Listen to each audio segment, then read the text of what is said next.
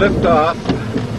Okay, we're off the ground. We just hold our position behind the tow plane, keeping our wings level with his, keeping our nose pointed at him. We're approaching the power lines, and we don't dare get high on the tow plane as we approach the power lines. At 200 feet, we could turn around and go back, but at this moment, we would have to land in an alternate field, which is below us. But now there's enough altitude to turn around and land back at the airport. We have little thermal bumps now. We're climbing at around 800 feet per minute. The tow plane giving us about 600. So when we are climbing faster than the tow plane can pull us, we're flying and lifting air. If the atmosphere causes the glider to bank or the tow plane to bank, we make little corrections in our control pressures in order to return back into what we call a normal tow position. The normal tow position is straight behind the tow plane with the tow line coming out straight. When the tow plane banks to turn, we have to bank and turn the same amount. We're pointed at his high wingtip now. If we bank more than him, for example, I'll do that now. If we bank more than him, we'll turn more than he does.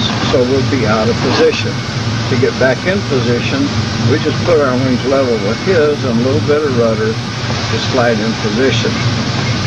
When we get a little bit higher, we'll do some maneuvers behind the tow plane called boxing the wake. Now I'm going to raise the landing gear to make it easier to tow. Okay, landing gear is up. I'm going to move into what we call the low tow position. The low tow position will cause us to go through the wake turbulence, and there'll be a little bumpiness felt in the glider. It also tends to roll the glider from one side to the other. And we're moving down a little more. Now we're in the turbulence. Now we're below the wake turbulence, and this is called the low tow position. To box the wake, we bank a little and use left rudder to move out to the side. And when we get off the side, we can go up alongside the wake turbulence until we're level with the tow plane. Now we're level with him. We just relax our left rudder and let the glider drift into the normal tow position. You see him move a little bit. That's a thermal. Okay, now to go down on the other side of the wake turbulence, we move off to the right like we've done. And now we descend slowly, holding our position out away from the tow plane. This is just about where we need to be. But now we're below the wake turbulence, and we move into the low tow position straight behind the tow plane. Okay, now we move our way up through the wake turbulence until we've got him in the normal tow position, which is on the horizon straight in front of us. We're flying over Valyermo now. It's between the mountains, and there's turbulence and thermal activity and that sort of thing. So there's quite a bit of motion to the glider that may or may not show up in this video, but this is what we're doing now. We're looking for lift, and when we get high enough, we'll release, and the tow plane will head back home. We always turn to the right on release, and the tow plane turns to the left.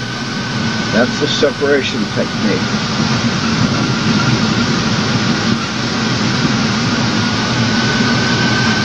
The ridge under the tow plane now is one we call second ridge. Its real name is Pinion Ridge. And the mountain way off in the distance is Mount Baldy, but the one that's just in front of the tow plane is Mount Baden-Powell.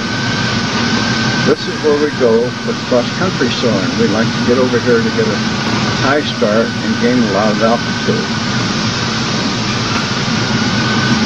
We should be able to get off tow pretty soon. We're about 3,000 feet above the airport level, 6,500 feet above sea level.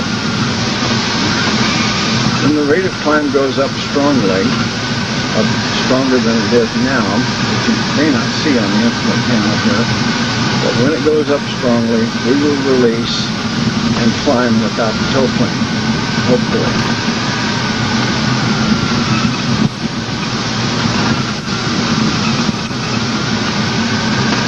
When we're out of position a little bit, we try to change the pressure in the stick and the rudder pedals to move into position. We can't stay precisely in position when the aero is in motion, but we try really hard to do it.